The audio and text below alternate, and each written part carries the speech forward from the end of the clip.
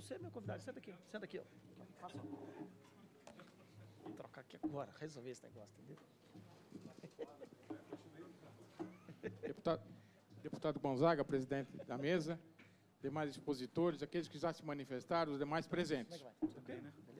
Na verdade, o tema já foi bastante debatido, esgotado. Eu vou procurar me ater àqueles aspectos, bem rapidamente, bem aqueles aspectos que ainda não foram debatidos, que eu acho super importante. Então, eu sou Coronel Marlon, presidente da nossa Federação dos Oficiais, Federação Nacional. Eu vou me ater exatamente sobre o TSO, que foi o tema proposto aqui, não vou me ater às outras questões que já foram longamente debatidas, obviamente. Como é que o TC iniciou nas polícias militares? Ele iniciou, na verdade, em 1996, no Rio Grande do Sul.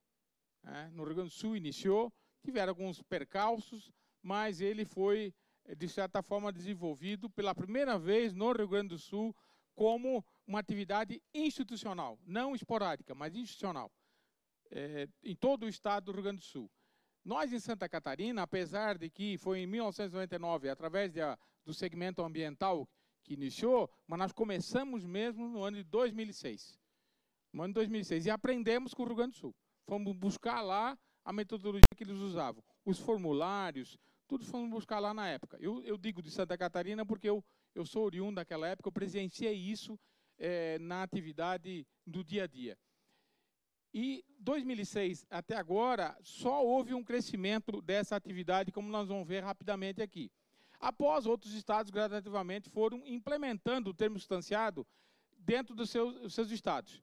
Alguns iniciaram, voltaram atrás, foi o caso de São Paulo. São Paulo houve isso, Alagoas houve isso e agora estão retomando, e outros estados que fizeram dessa forma, infelizmente. Mas a maioria está fazendo, e nós temos, inclusive, algumas experiências em alguns estados que, comarcas isoladas, por decisão lá do comandante da polícia local, mais Ministério Público e Judiciário, estão fazendo termo substanciado, como foi o caso no interior, lá do Rio Grande do Norte, que onde veio um rapaz lá, um tenente, disse, olha aqui, nós fizemos termo substanciado porque eu acertei com o juiz promotor e fizemos e acabou o problema, inclusive com o delegado de polícia. Então, nós temos esses casos espalhados por todo o Brasil. E é bom que se diga isso aqui. O histórico da plantação do TSO em Santa Catarina, eu posso dizer, eu acho que eu sou convicto que todos os estados passaram ou passarão por isso.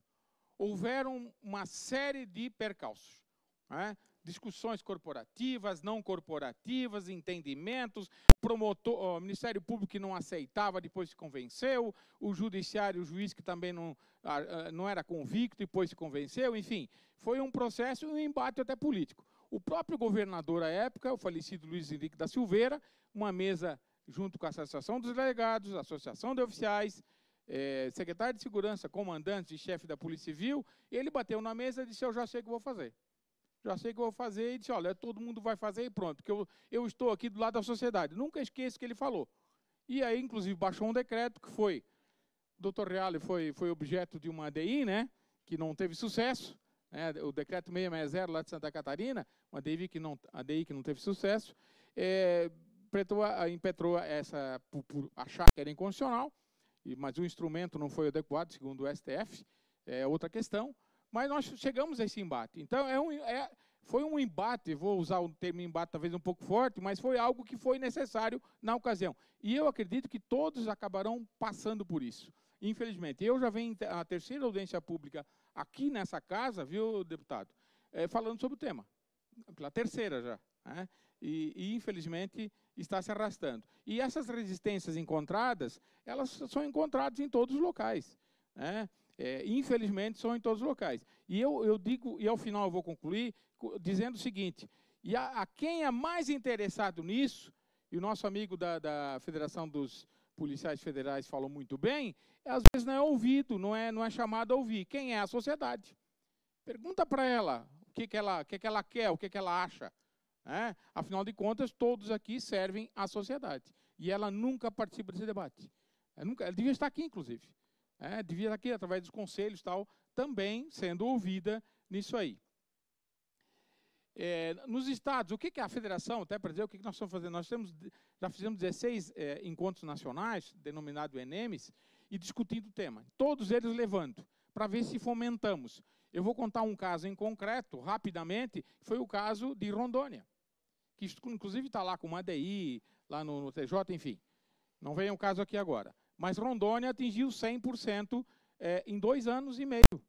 O vice-governador, algumas autoridades, para o governador, se convenceu, né, se convenceu de que era bom para a sociedade, era bom para as finanças do Estado e atingiram 100% em menos de um ano, 100% de todos os municípios daquele estado de Rondônia, o longínquo estado de Rondônia, através do encontro que nós fizemos lá e fomentamos isso.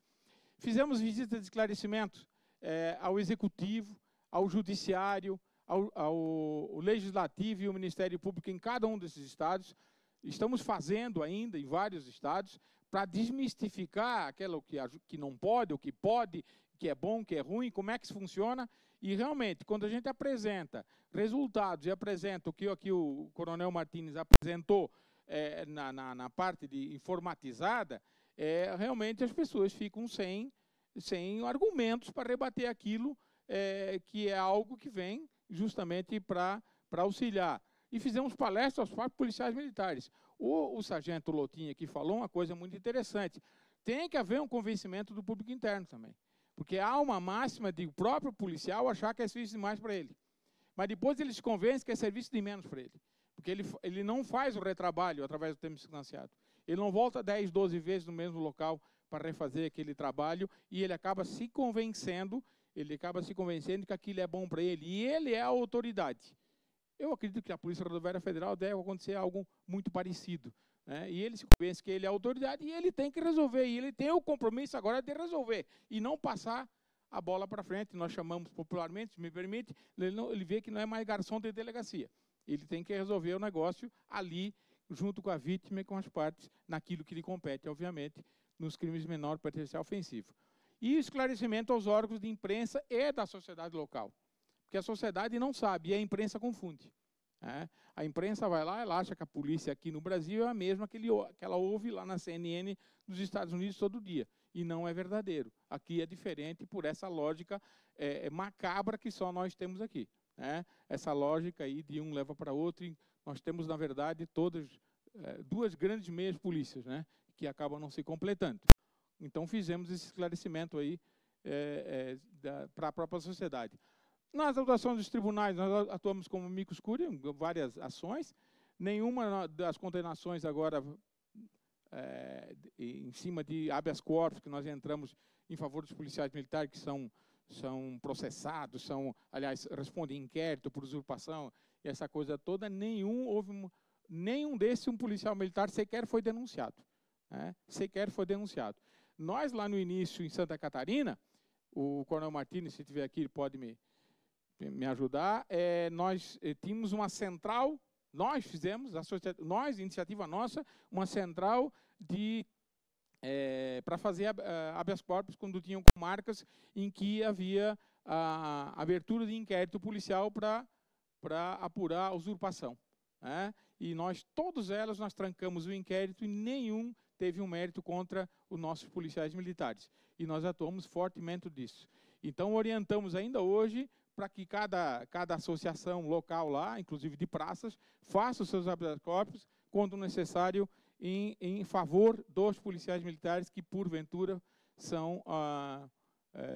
sofrem inquérito policial. Aqui nós temos uma situação atual do Brasil, como é que estão, isso falando em polícia militar. A Polícia Rodoviária, eu sei que já está bem mais adiantado aqui, falando com o companheiro ali, já me disse que está bem mais adiantado. Essa é a situação. Nós temos em verde, nós temos 3 estados que faz totalmente todo o estado, que é os 2 estados do sul mais Rondônia. Temos em azul ali o que faz mais de 50%, que é o Paraná, que está quase fechando a semana que vem. Inclusive, nós temos lá uma reunião lá que vai fechar todo o estado. E Minas Gerais tem mais de 50%, tem mais de 70%, segundo informações que tivemos agora, a gente está monitorando isso aí. O que está em branco, eu vou concluir. Onde tem provimento, mas ainda não estão fazendo, ou que faziam e retornaram a não fazer. O que está em amarelo faz é menor que 50%, mas faz, e o em vermelho, infelizmente, esporadicamente, algumas iniciativas e algumas comarcas, mas não é algo institucional. E o que nos assusta é a falta de coragem. Eu vou dizer aqui, talvez eu seja até advertido por isso, a falta de coragem, né, dos comandantes de não fazer o termo instanciado. Isso é algo que nos deixa até surpresos. Alguns comandantes não têm coragem de fazer, falta vontade de fazer. A verdade é essa. Né? Os números, rapidamente. Olha só os números. 2014, Rio Grande do Sul, peguei os 2 estados, 53 mil, 61 em 2015, 64 mil em 2016. E Santa Catarina, os números com proporção do efetivo até maior, 33.500 e poucos aí em 2014, 37 mil e 41 mil. Ele está distribuído, e são números realmente registrados, porque são informatizados, não há como maquiar ou fazer qualquer outra coisa. Então, para concluir, pelo espaço de tempo, primeiro, é legal. Aqui ficou evidente, aqui pelo que se viu, que é legal fazer o termo sancionado. Pelo menos até agora não ficou nada dito ao contrário. Todas as polícias podem e devem fazer, todas elas. Podem e devem fazer. Ficou evidente. Poupa tempo. Não há dúvida que poupa tempo. Aqui os dados de Minas Gerais e os próprios dados que apresentou aqui o coronel que me antecedeu, demonstram isso. Poupa logística. Poupa logística. Poupa combustível, poupa tempo do policial, poupa material, papel, poupa tudo isso. Economiza. Gera economia em todos os sentidos. Mas a economia maior é que o PM faz mais com menos. A lógica de ter mais efetivo, ela não vai se construir ao longo do tempo. Custa caro fazer isso aí. Se for nos Estados Unidos... Eu fui na Itália agora, no mês de março, fui numa cidade de 4.300 habitantes, tinha um carabineiro. Tinha um sargento na cidade. Um só. Ele disse assim, não, eu faço tudo aqui, quando tem algum problema, eu encaminho para o juiz. Eu encaminho para o juiz lá e resolve. É tão simples. E eles não entendem a nossa lógica. Nem explicando, eles conseguem entender a nossa lógica de como é que funciona aqui. Então, fazer mais com menos.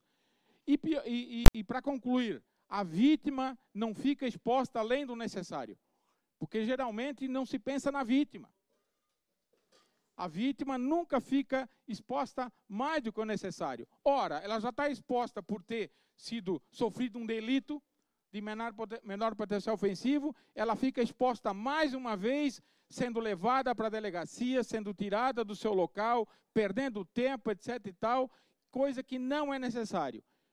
E o autor tem seus direitos respeitados também.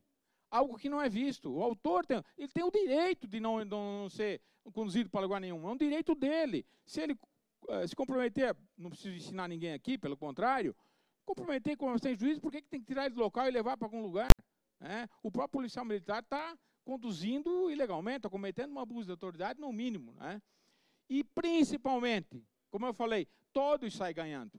O doutor Robalinho fala algo que eu sempre, nas suas colocações, eu vou copiar dele. Ele não vai ficar bravo comigo. É um jogo de ganha-ganha. Ninguém sai perdendo. Economia de tempo, economia de dinheiro, economia de pessoal e economia, inclusive, de desgaste da vítima e do próprio autor. Todos ganham. E não há perdedores. Então, não é crível, sinceramente, não é crível, né, que a gente não avance nisso, pelo menos no TC. Não vou entrar aqui no debate completo, que seria outra coisa, tem que fazer a mudança constitucional, ninguém nega isso, enfim, é outra questão. Mas do termo instanciado, espero, sinceramente, deputado presidente, que se encaminhe para uma solução. Não há como achar que isso não funcione. Toda vez que se fala com o governador, embora as pressões que ele sofra, ele não acredita que isso não existe no estado dele.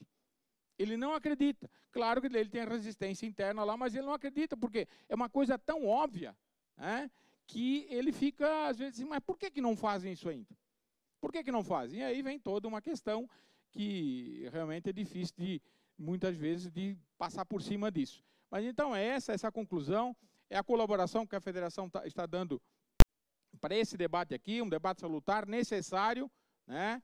onde realmente os corporativismos têm que sobressair para se resolver, tem que sobressair, vai ser assim, sempre vai ter, cada um defende seu quinhão, e é muito justo, mas tem que ser debatido, aberto, e eu só lamento, viu, deputado Gonzaga, que a sociedade, segmento da sociedade, não estejam aqui também para debater conosco e ver o que é que ela acha de tudo isso aí. Afinal de contas, todos nós estamos aqui, e os próprios deputados, parlamentares estão aqui, graças à sociedade, e para elas que nós todos servimos. Muito obrigado. Nós que agradecemos ao Coronel Marlo, presidente da FENEME.